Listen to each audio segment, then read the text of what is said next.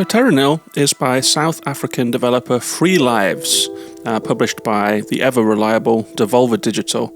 The short pitch of the game is that it's a time-based strategy about terraforming, but there is more to it than that. Free Lives, interestingly, have made a bunch of games before. They made Genital Jousting, a game about jousting with genitals. They made Anger Foot, a first-person game in which you kick everything in a place called Shit City.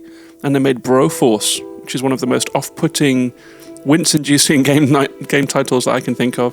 So it's fair to say they've had a bit of an edgelord adjacent vibe to date, which makes it all the more interesting that now they've made Terra Nil, which is a conceptually sophisticated, emotional, and even visionary game. I can't help wondering what prompted that shift. It's such a curveball for them. I was thinking, this is the kind of game that someone makes if they've maybe had kids and they're thinking about the future of the planet, or maybe it was just a personal, what is it that I'm putting out into the world moment, or who knows, maybe they just wanted to make something tonally different and they will revert to form. It's just really interesting that this game was made by Free Lives with the catalogue that they've put out to date. It came out on PC, Android and iOS, and iOS and Android are via Netflix, so if you have an iPad, you can play this game for free. You just find it in the App Store, download it, check into Netflix as you open the game, and you can play. I played it on the iPad. It was wonderful on a touch screen. It would be great on a mouse as well. It's one of those games that needs touch or mouse. I imagine that there will be console versions to follow, and I'm interested to see what they do with the UI. It's always a bit of a challenge for cursor-based games. Metacritic has this one at 81 for PC, 86 for iOS. How Long to Beat has the story at 4 hours, extras for 7, and completionists for 9. I've played it for around 10 hours, and I have not been a completionist, so maybe that speaks to me having a few travails as I went through it, or taking my time, or maybe just leaving the app open, who knows. And the developers describe it as an intricate environmental strategy game about transforming a barren wasteland into a thriving, balanced ecosystem. Bring back life to a lifeless world by purifying soil, cleaning oceans, planting trees, and reintroducing wildlife, and then leave without a trace. And I say about this one, Terra Nil is a relaxing, at times taxing, terraforming game about repairing the ecosystem of a decimated world and then cleaning up after yourself and just leaving. It has a few flaws, but they are nothing next to the profound, philosophically important, and surprisingly emotional overall experience. So I have some big words about this one. I have some big thoughts about this one.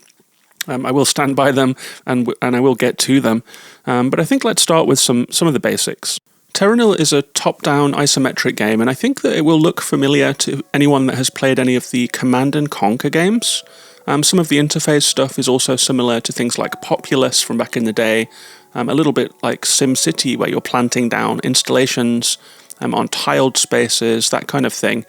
So strategy game people, I think, will be familiar at least with the basic mechanics of the game, which is using menus to select buildings that you put down that then have effects on the area around them and that kind of thing. And the game begins when a ship comes down from space. You see the planet, you click on an area. There are 4 areas to choose from. The first one is called the Flooded Valley. You click on that, you get an animation of your ship going in through the atmosphere. It goes down to that wasted landscape where you begin.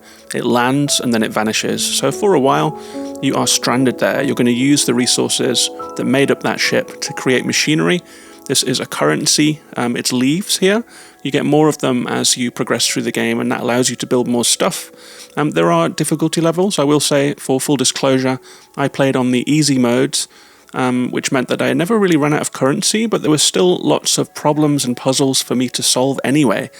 So I think that if you play on the medium or harder modes, you will have a harder time, and you'll have to think more strategically, perhaps build less installations than I used. It might be a slightly different experience.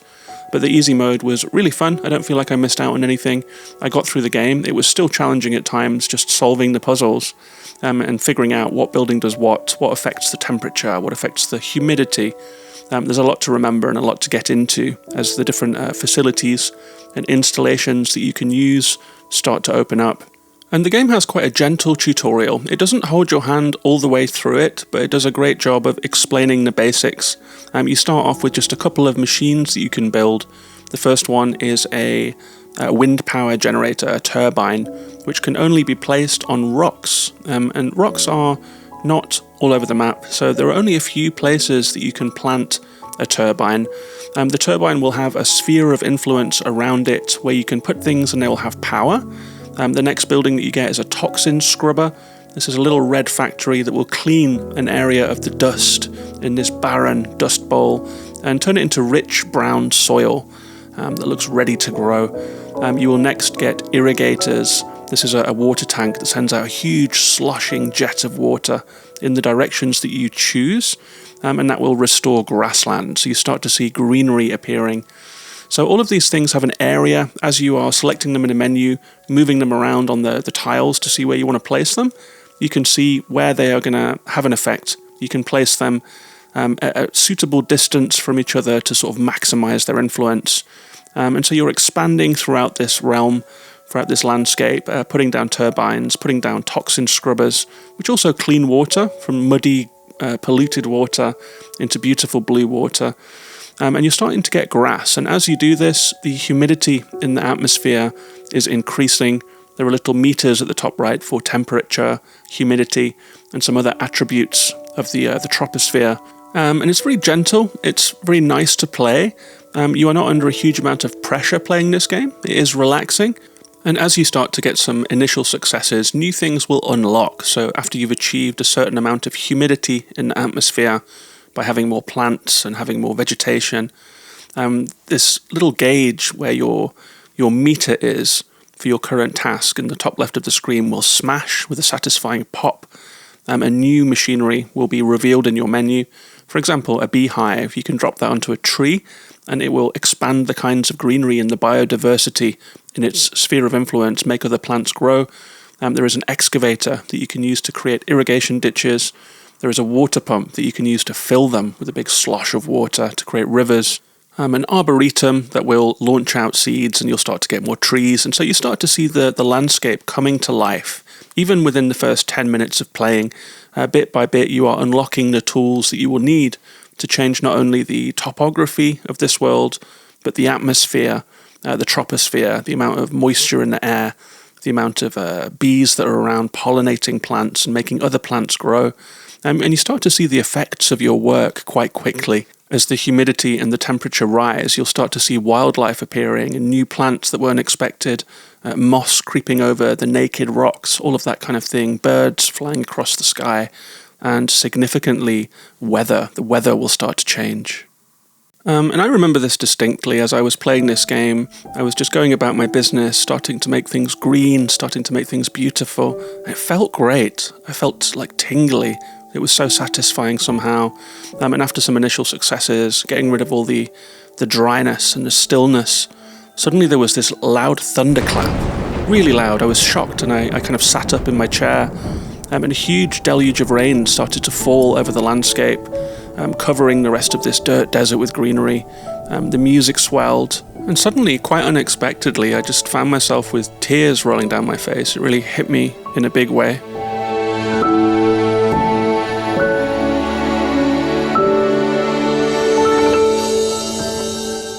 And I think there are a few reasons for that. This isn't the kind of game you expect to have that kind of effect. It's not a dramatic story with love and loss and deaths and all of that kind of stuff. And I was thinking about why. Why am I feeling this way? Why is this game affecting me so much?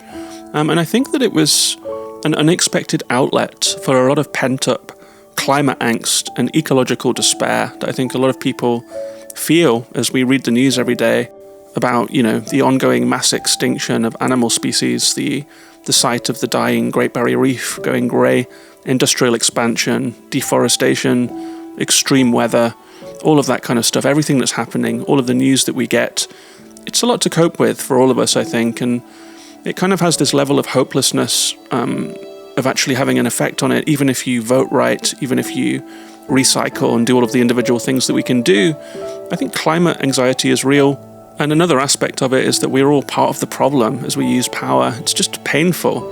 And for some reason, this moment in the game, the thunderclap, the rainfall, just brought it all to the surface. And I felt like just a little flicker of something, a little flicker of hope, I guess. And not only because of the tech utopian idea of using machines to change the world for the better, but that someone had thought to make this game. It's really human will to change how we operate, to change our systems, to change how we produce power, to curtail industry, to think more about things. And the political will hasn't been there. So in some ways, it's a human problem. At first, we perhaps weren't aware of it. Now we are. And yet still the will is not there to change it. So I think I was just moved by the existence of Terra Nil at all.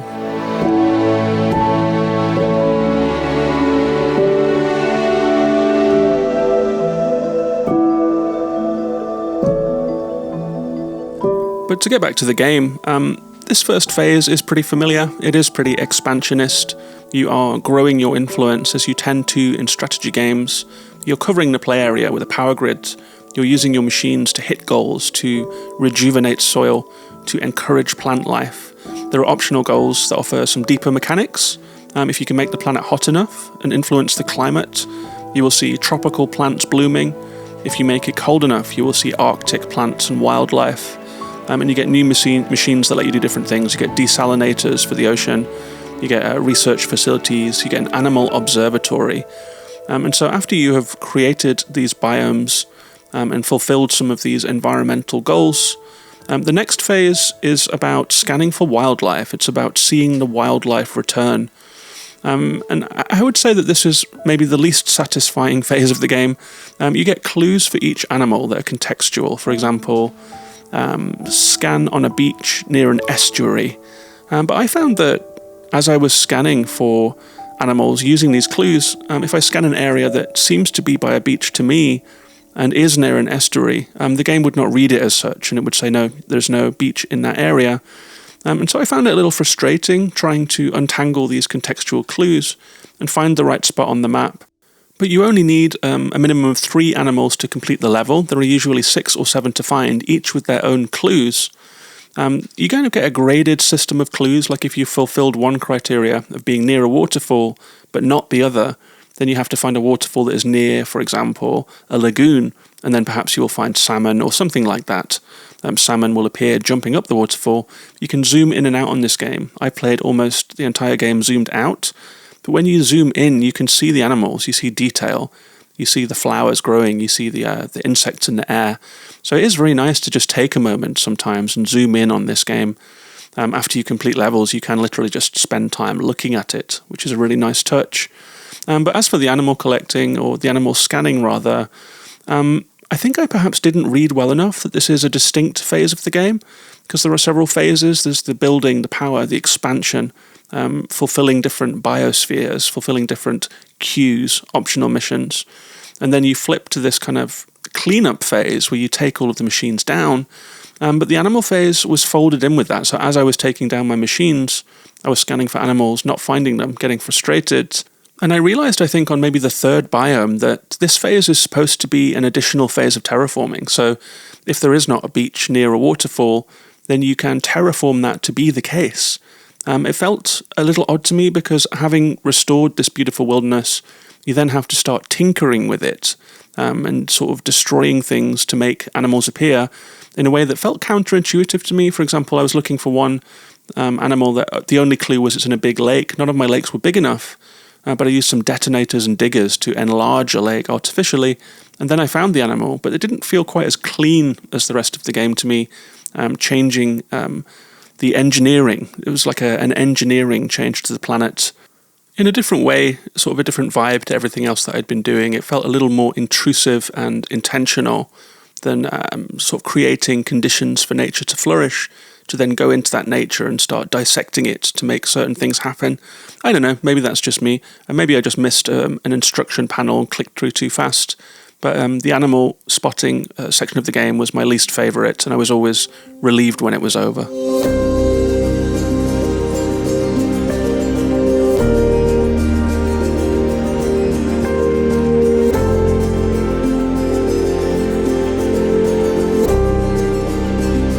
But next comes the final phase of each cleanup. After the animal spotting, you have to do your cleanup, your packing down of all of your stuff, which is both slightly tedious and deeply satisfying in several different ways. You can place recyclers that have a wide radius all around the map. they will deconstruct all of the buildings in their radius, and they will suck up all of the metal, all of the glass, all of the wiring. You then have to create a different kind of infrastructure to empty the recyclers by sending vehicles to them. So it's an extra phase of design, and it makes you think of the map in a different way. And how you recycle changes from area to area. In River Valley, you have to create a network of waterways using this digger machine that hovercrafts can then use to reach the recyclers. If there are waterfalls, then you have to build little lifts that the hovercrafts can go up to reach the recycler. On another level, it's a monorail that you have to create that you can use for different things, but also for the pack down. And it is a whole other kind of puzzle packed into the level. And it made me think differently about what I was doing. I think once you realize in the building phase, you are going to have to get rid of all this stuff, you think a little more intentionally in where you place things. So you're bearing the end life of each structure and each facility in mind as you are building. And this is another aspect of the game that I think was really resonant and really philosophically important when it comes to, modern life, because product end life is another big topic. Single-use plastics, things that we use and throw away en masse, like white goods, washing machines, freezers, furniture. There's been a bit of an awakening on this. I think photographs of, town-sized piles of disused washing machines and things like that, landfills, plastic islands out in the ocean, and we are starting to think about consumption differently, but product end life isn't quite there yet. There's more emphasis on making something good, not enough emphasis on what happens to it at the end, like how do we disassemble it, how do we dispose of it. So there's a lot of factories just pouring goods into the world that are going to end up buried or in the sea or whatever. And it's just startling and mind-blowing to think about all of this stuff. So the fact that this game has an end-life section where you take down all of the buildings, you use all of those materials to reconstitute your ship, and then you take off and leave this untouched wilderness is, well, untouched in inverted commas because it's been touched quite a lot by human hands to bring it back, but there is no trace left, there are no remnants. As your ship takes off and the words "Wasteland Reclaimed" appear on the screen, you pick up your little hovercraft as the very last thing and your ship leaves, and then you are given the moment to enjoy what you've created or to move on to the next level. It's very effective, very beautiful, and I really enjoyed that part of the game.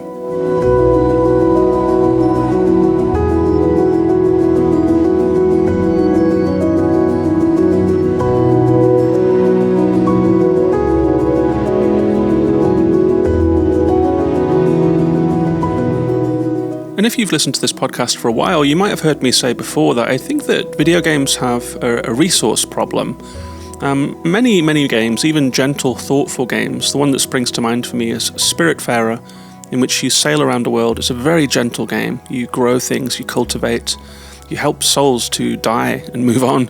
It's a sad, beautiful game. And you find yourself on all of these beautiful islands where almost the first thing that you will do is like hack down every tree that you can see in order to get different kinds of wood to improve your ship. And this felt so wrong to me, even playing Spiritfarer. It was such a bum note in the game. And it's not just Spiritfarer. Video games have a huge problem of encouraging players to see the world as a resource in a way that I guess fits in with the philosophy of the last century. We decimate the natural world in order to make things, in order to get things, animal skins, whatever, mining and quarrying, all of that kind of stuff. It makes me uncomfortable to carry out those in-game actions in that same mindless spirit. Like, why not cut down the forest? What if I could just find another way, leave an undisturbed forest and find a different way to improve my ship? It's never an option, really. And there's a feeling that every gemstone you see in a game perhaps shouldn't be broken off and used, perhaps every rock shouldn't be smashed, perhaps every flower shouldn't be picked and every animal shouldn't be hunted. And all of this is incentivized in gameplay in a way that feels like it belongs to an attitude of the past to me in some way. And there is a philosophical shift where you can think about inaction and respect for the natural world as the best thing to do, the best course of action. And that was present in Terra Nil, and it was such a relief to me. As I cleaned up after myself, as I solved each environmental puzzle, as I left, I didn't cut down anything, I didn't hunt anything. It made my heart sing, honestly. It's an experience that I've wanted I feel like this is a game that I've been waiting for. And in that way, I think that this is an important game. It's not just good. I mean, sometimes it's not even good. There are moments where I was just deeply frustrated by the gameplay. I did enjoy the overall experience, but there were frustrating moments. But I think it's an important game in a really rare way. It's a philosophically important game. It changes the video game vernacular that we are so used to. The very basics of every game is resource collection in so many games. And to have a game that just thinks entirely differently about what you are doing is just a huge relief. And I feel thankful that this game was made. It did have an effect on me. I will be thinking about it. I will not forget playing this game. It contains that attitude that we just don't see. It's forward thinking in a way that many games are not. They are locked in dogma. And not just games, but culture more widely are locked in a dogma that has gotten us into this position. And so just seeing this forward-looking, different thinking in a game was profound. It really was. I do feel that it's necessary, though, to mention that there is like a fantasy element to all of this, that repairing a biosphere and bringing about new weather systems can't be done in half an hour, of course. But after so much dystopian culture, after so much time spent in Last of Us and Fallout, picking through the ruins of society, like the post-atomic ruins, the post-pandemic ruins, it's just a relief to see any utopian vision at all.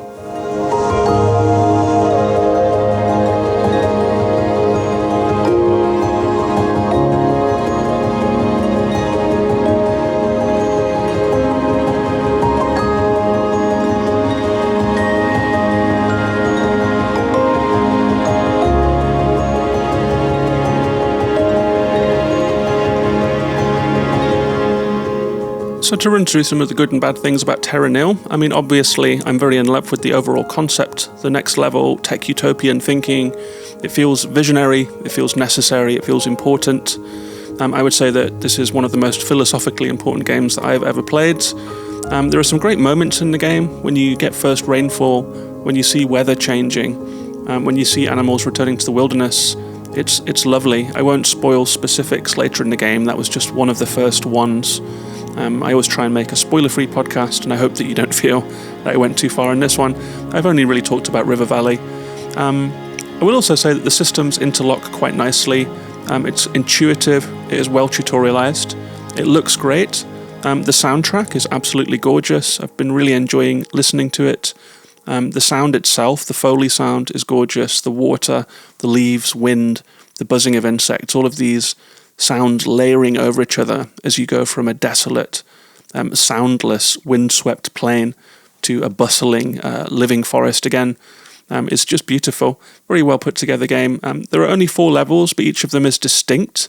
I will say that you have to employ very different strategies and new machines in each level. The way that you generate power might change. The way that you use what is in the land might change. The things that you have to do might change. You might have to pay more attention to the sea, other things that you weren't expecting. And then the pack down is always different. So there is a huge amount of variety packed into those 4 levels. There is also endgame content if you 100% a level, which is attainable if you're willing to go through the animal spotting phase and do additional terraforming, which can be a little troublesome as described. There is plenty of life in this game. I think that if you do find it relaxing and you do enjoy 100%ing, this is a game that could have quite a long lifespan. As for the bad stuff, I will say sometimes the structures that you build can look a little similar. Like if there are 3 different buildings that look like sort of slight towers with a little bit of glass and quite grey, I had trouble learning them all quite so well in such a short time. And I would find myself a little lost sometimes and think, okay, so I have to raise the humidity. How did I do that again? I can't quite remember the chain of events that led to me raising the humidity, because I've been working within different systems for foliage and for cleaning and for desalination and for all of these different things, and they all have little knock-on effects on the world. So I did find myself getting a little lost within the systems at times. It is quite a simple game in some ways. It doesn't go, neck deep into systems, but even the familiarity with the different structures, I think they could have looked different. They could have had different colors if they were attached to different effects in the world. If they were yellow, if they were attached to raising the temperature, if they were blue, things like that. They're all a little bit grey and similar looking, so sometimes I didn't know what to build, and I ended up just building a lot of stuff just to see if I could find the effect that I want, and then remembering in the end what I had done to originally raise the humidity. So yeah, a little lost in the system sometimes. There is also a try to fail, or like a fail to learn sort of system here. You can soft lock yourself. You can soft lock yourself in all of the levels in an interesting variety of ways. In the jungle level, you have to shade trees to make them grow and not be burned by the sun. You can only build those on cliffs. I ran out of cliffs, and I kind of wrongly positioned my tree shaders. I had loads of resources, but nowhere to build what I needed to build.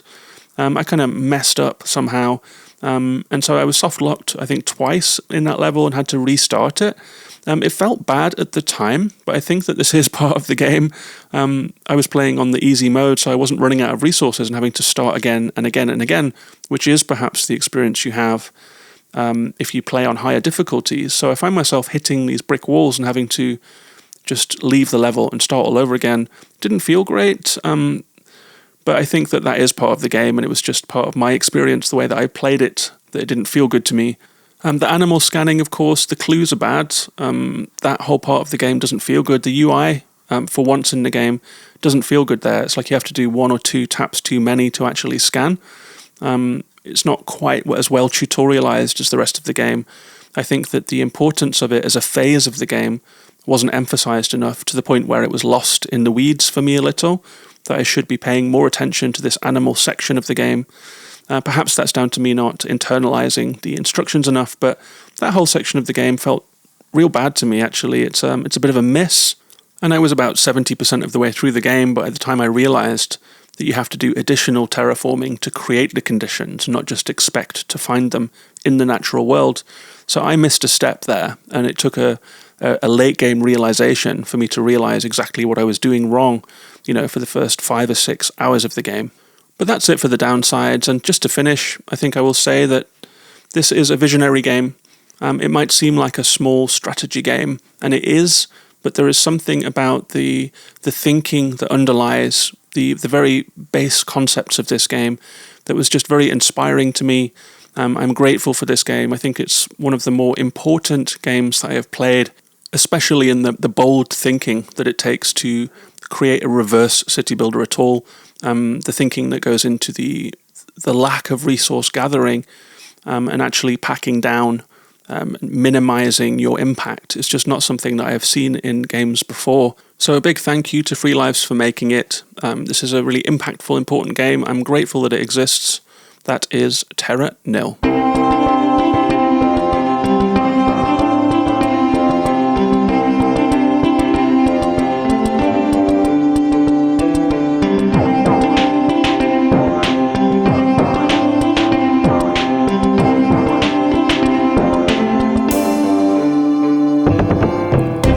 So that was my review of Terra Nil. Hope you enjoyed it. I hope I didn't get too preachy in there for you.